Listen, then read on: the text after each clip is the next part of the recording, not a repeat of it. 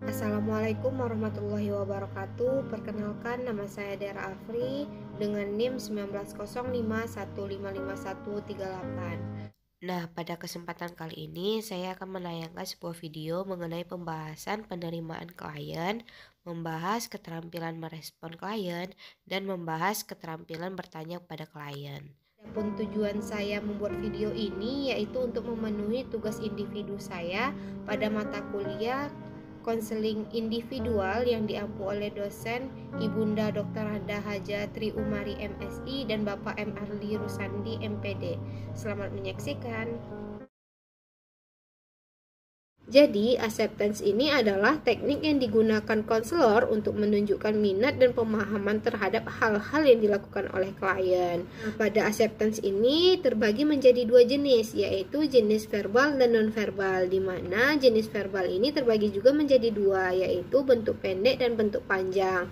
Kalau bentuk pendek itu contoh kalimatnya ketika konseli bercerita, ketika konseli menceritakan masalahnya, konselor dapat berkata, "Oh, teruskan, ya, lalu, kemudian, ya, dan lain-lainnya dalam arti mendengarkan." Terus kalau bentuk panjangnya, ketika konseli bercerita atau menceritakan masalahnya, konselor bisa berkata, "Saya memahaminya, saya menghayati, saya dapat merasakan apa yang kamu rasakan," atau firasat atau kalimat yang ditunjukkan oleh konselor kepada klien. Nah, kita masuk pada contoh klien acceptance, di mana ketika konseling datang menghadapi kita, menghampiri kita, kita silahkan duduk, lalu setelah kita melakukan tahap-tahap konseling pada umumnya, dan ketika konseli bercerita, kita mendengarkan dengan sesama, kita dengarkan apa yang dia ceritai, kita hayati apa yang diceritainya. Contohnya seperti ini, ketika klien bercerita, "Bu, saya bingung atas apa yang dilakukan Caca akhir-akhir ini, sepertinya dia menjauh dari saya." Lalu konselor menjawab, "Ibu mengerti apa yang kamu bingungkan."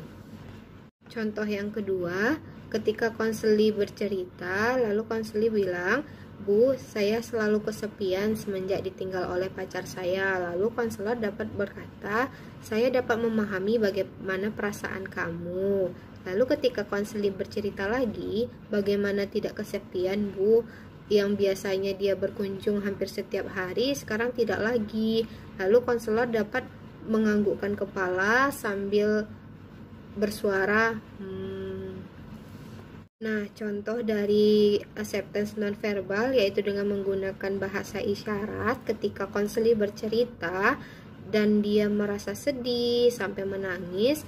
Jika konseli itu perempuan dan seorang konselornya juga perempuan, konselor dapat memberikan empati dengan cara mengusap-ngusap punggung klien yang merasa sedih itu sampai klien merasa nyaman untuk melanjutkan ceritanya. Keterampilan dasar merespon sangat penting dalam proses konseling, karena respon konselor memungkinkan konseli melakukan eksplorasi terhadap kedudukannya dan hubungannya dengan dunia. Untuk itu, konselor harus mendengarkan pernyataan konseli dengan baik agar merespon dengan tepat. Adapun keterampilan merespon, menurut KAF pada tahun 1983 ada 3 keterampilan merespon. Yang pertama yaitu keterampilan merespon isi, yang kedua keterampilan merespon perasaan, dan yang ketiga yaitu keterampilan merespon arti. Berikut penjelasannya. Keterampilan merespon isi yaitu memperjelas unsur-unsur pengalaman yang penting. Unsur-unsur dari isi menekankan pertanyaan-pertanyaan dasar seperti pertanyaan apa, siapa, mengapa, kapan, di mana, dan bagaimana. Nah, contoh dari keterampilan merespon isi yaitu di mana pada saat konseli atau klien menyampaikan permasalahannya dan di mana permasalahan dari si klien ini adalah ketidakkepercayaan dirinya di depan umum. Nah, respon yang dapat diberikan oleh seorang konselor dengan keterampilan merespon isi ini yaitu dengan menanyakan kepada konseli seperti Mengapa kamu merasa tidak percaya diri dengan diri kamu sendiri? Atau dapat menanyakan kepada klien seperti kapan, di mana kamu merasakan tidak percaya diri, dan bagaimana rasa tidak percaya diri kamu itu. Adanya pertanyaan-pertanyaan seperti itu, maka sebagai konselor dapat memberikan respon terhadap isi atau permasalahan yang telah diceritakan oleh klien atau konseli sebelumnya. Kemudian kita masuk kepada keterampilan merespon yang kedua, yaitu keterampilan merespon perasaan. Artinya di sini adalah konselor atau guru BK dapat merespon dengan menunjukkan rasa empatinya atau ekspresi wajahnya. Contoh merespon dengan keterampilan merespon perasaan yaitu seperti, baik, ibu sangat memahami perasaan kamu, kebingungan kamu seperti apa, perasaan gelisah kamu pada saat tampil di depan umum seperti apa, rasa tidak kepercayaan diri kamu pada saat tampil di depan umum itu bagaimana, dan lain sebagainya. Di mana kamu juga tidak dapat menghindari untuk tampil di depan umum pada saat kamu presentasi untuk memenuhi tugas-tugas kamu dan nilai kamu. Nah, respon seperti itulah merupakan respon pemahaman terhadap permasalahan yang telah diceritakan oleh klien. Nah, kemudian keterampilan yang terakhir yaitu ada keterampilan merespon arti.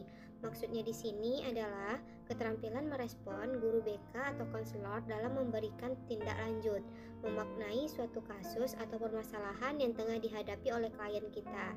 Jadi, keterampilan merespon arti ini yaitu kombinasi dari respon isi dan respon perasaan, di mana isi digunakan untuk membuat perasaan menjadi berarti.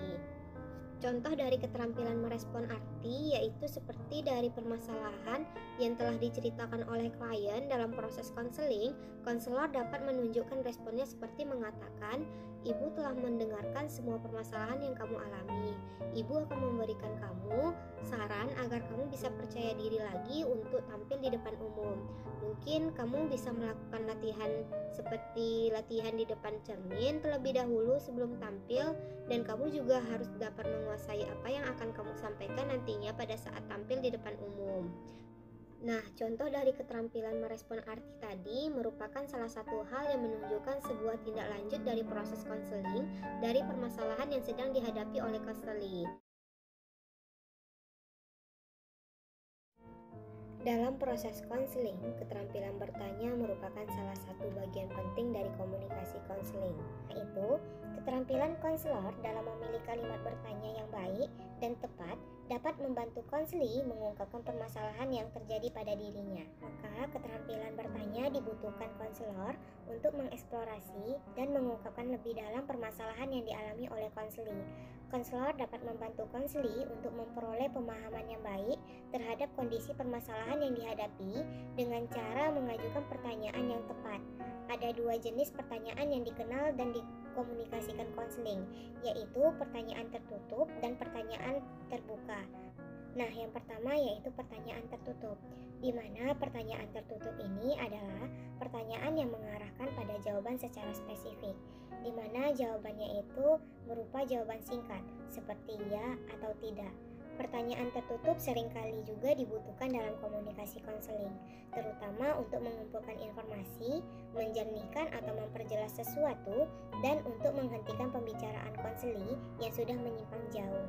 Pertanyaan tertutup seringkali didahului dengan pertanyaan seperti apa, apakah, dan kapan. Contohnya seperti, apakah pekerjaan Anda? Kapan Anda merasakan kehilangan kekasih Anda? Apakah Anda sangat marah? Nah, itu tadi contoh pertanyaan tertutup, di mana pertanyaan tertutup ini jawabannya tidak menggunakan alasan. Jadi apa yang ditanya itu yang dijawab tanpa adanya alasan. Selanjutnya kita masuk pada pertanyaan terbuka, di mana pertanyaan terbuka merupakan sebuah pertanyaan yang tidak bisa dijawab dalam beberapa kata, mendorong konseli untuk berbicara dan memberikan informasi yang maksimal. Pertanyaan terbuka dapat membantu konseli mengungkapkan permasalahan dan perasaannya, sehingga konseli dapat memperoleh pemahaman diri lebih baik. Pertanyaan terbuka sering dimulai dengan apa, bagaimana, mengapa, atau bisa. Contohnya seperti, apa yang ingin kita bicarakan saat ini? Bagaimana perasaan Anda sepeninggalan kekasih Anda? Atau contoh lainnya seperti, bisakah Anda bercerita lebih banyak tentang keterlibatan Anda? Nah, pertanyaan terbuka secara alami itulah yang akan mendorong konseli untuk berbicara hal-hal yang menarik dan bermakna bagi dirinya, termasuk di dalamnya hal-hal yang mengganjal yang menjadi penyebab masalah yang dihadapinya. Mungkin cukup sekian video kali ini, semoga bermanfaat. Kurang dan lebihnya saya mohon maaf. Saya akhiri, wabillahi taufiq wal hidayah. Wassalamualaikum warahmatullahi wabarakatuh.